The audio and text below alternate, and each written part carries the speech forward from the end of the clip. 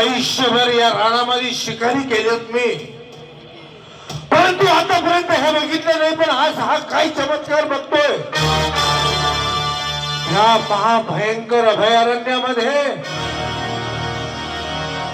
हे कुणी भूत आहे का सैतानी आहे का कुठला छलावा दाखवतोय? इथं 3 समाधी आहेत आणि या तिन्ही समाध्यांसमोर ही जवान स्त्री सारखी ओरडते, सारखी रडते. तिला विचारायला पाहिजे नेमकं काय आहे हे. तर कुठला छलावा जर का असला तर हा शिकारी त्याला इथंच कापून नाही. आणि कुठल्या संकटात जर का असली तर तुला या संकटातून मुक्त करण्याची जबाबदारी पण माझी आहे.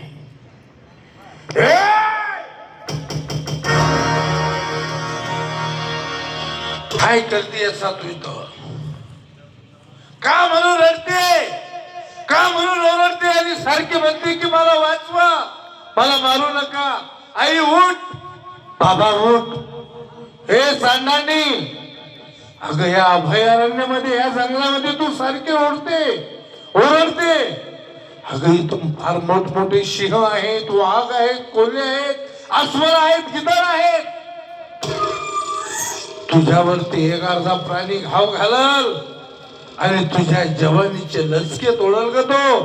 का म्हणून तू इथं बोंबलते, का म्हणून इथं आक्रोश करते? तू घरी जायला पाहिजे तुला. का ओरडते तू? या समाधींशी काय संबंध आहे तुझा? कुणाच्या समाधी आहेत या? तुझ्या सासरच्या आहेत का तुझ्या माहेरच्या आहेत का तुझ्या शेजाऱ्याच्या आहेत का तुझ्या घरच्या आहेत त्या? या समाजी माझं माहेर पण आहे आणि माझं सासर पण आहे. ओ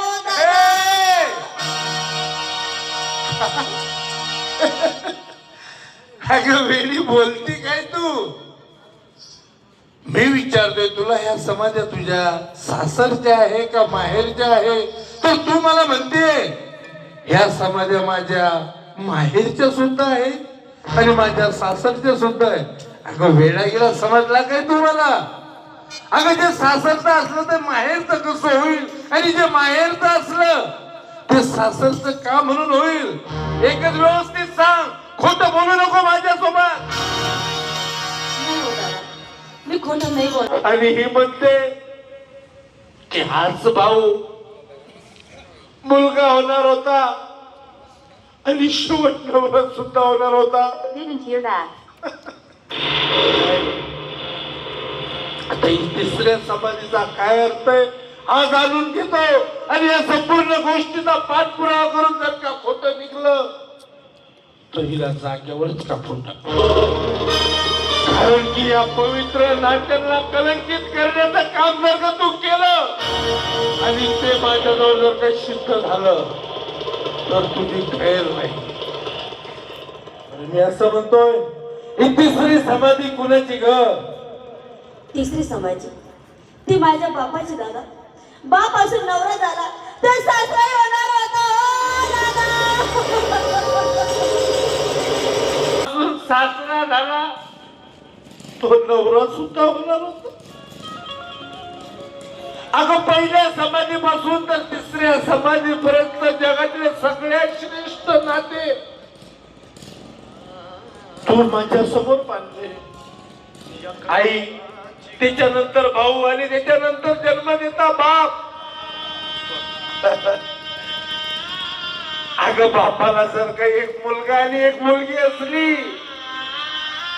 तर काचाप्रमाणे एखाद्या सोन्याप्रमाणे तो मुलीला जीव लावतो. आणि मुलगी जर का थोडीशी होकर झाली तर तो म्हणतो की नाही माझी परी कुठे, माझी सोनी कुठे?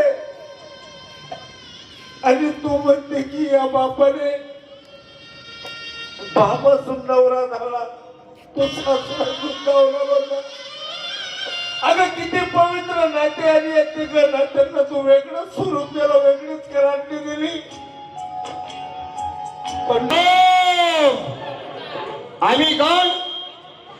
ह्या रत्नापूर शहराच्या अंतरावरती साधू बाबांचं मठ आहे 2 किलोमीटर अंतरावरती.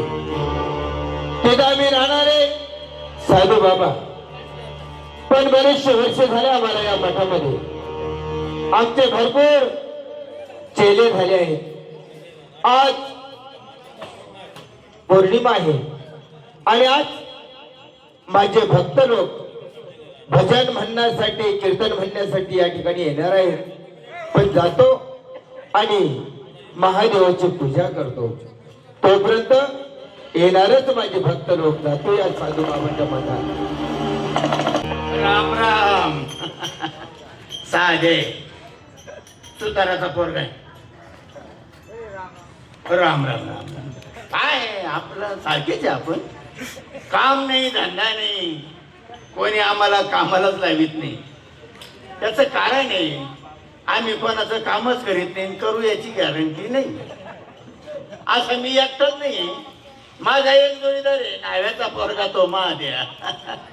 2 जण आहे आम्ही. पण तो कुठे गेला असं तर महाद्या. राम राम राम. काय मित्रा.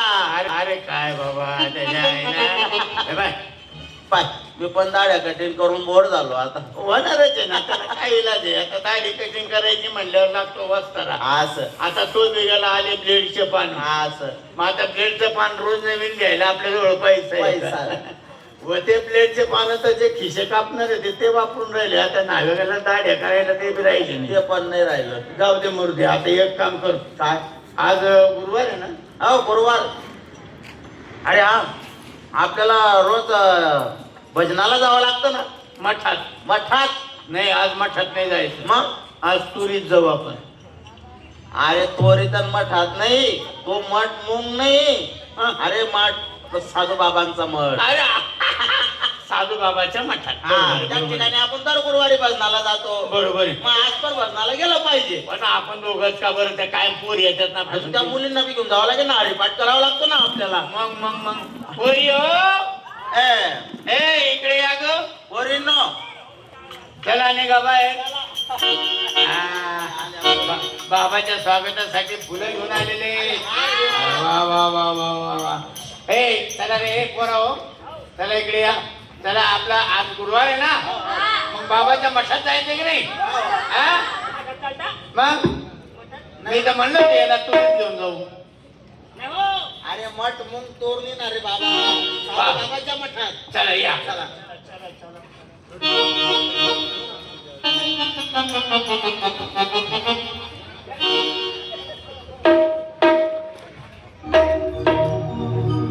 माझे भक्त आले नाहीत अजून. जातो आणि शासनावरती बसतो. या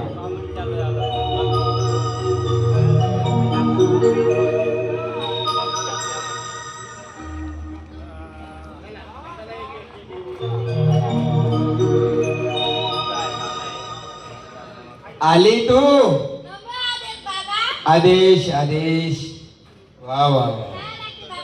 आदेश बसा बाजूला. आदेश आदेश आरामशीर. आदेश आदेश आदेश आदेश आदेश आदेश. बसा एका लाईने बसा. आदेश टेप्या चांगला झाला रे तू आता. आदेश आदेश आदेश. वा वा वा. निंबळ नारे म्हणतो. नमो आदेश. हा कोणता देश. देश कोणता. तू कोणत्या देशातला आहे. तू कोणत्या देशातला आहे. मग समजत नाही का तुला. पुढं का हो? मी तुम्हाला कविता शिकवली तर ती पाठ झाली का नाही. एकेकीला विचारतो मी. माझ्या हातात आहे ना. हा काय ग तू पाठ केली का नाही. काय पाठ काय केलं. हा तू थांबा थांबा. का रे उठे कुठे हो गताड्या पोरीच्याच बसतो का पोरीच्याच बसतो इकडं ए चला इकडं पोरी इकडं चल चला उठ उठ बाबा ओ बाबा तू काय केलं पाठ केलं का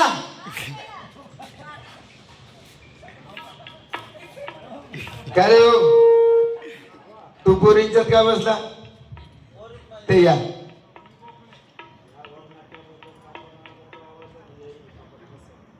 हा हा राधा राधा वा वा वा. बरोबर बरोबर राधाला बक्षीस घेतले आता राधाला जाऊन 1 घंटा झाला राधांनी घेतले तर दादांनी घेतले चालतील ना? हा हा भेटून जातील भेटून जातील काय याच्यावर नाव नाही काही नाही हा वा वा वा आमचे दत्तू जुने आबा मालक. भोकरकर यांची बोल. आई थांबना आता एका एकत्र बोल दत्तू आबा भोकरकर यांची आई यांनी 101 रुपये बक्षीस दिला राधाला दादा 100 हो तो 1 रुपये मी देऊन दे आणि तो 101 दिलाय जे मुलीचं काम केलंय राधाचं 110 रुपये तिला 110 रुपये बक्षीस तिला 10 रुपये द्यायचे ना आपण 100 घ्यायचे हं? काय रे तू का बसला इथं नाही तू तिकडेच बस उठ तू आज ही मुलगी आहे का काय? तू कविता पाठ केली का तू ग तू ग तू तुरे तुरे तुरे तुरे बोकड्याचं काय काम आहे ठेवले? त्याच्यामध्ये एखादा बोकड्या पाहिजे ना इकडे बघाव पुढे ये तिला मी पाठीच्यातलं पाठांतर केलं का का पाटण बोकड्या ती म्हणली पाठ म्हणून म्हणलं बोकड्या हा हा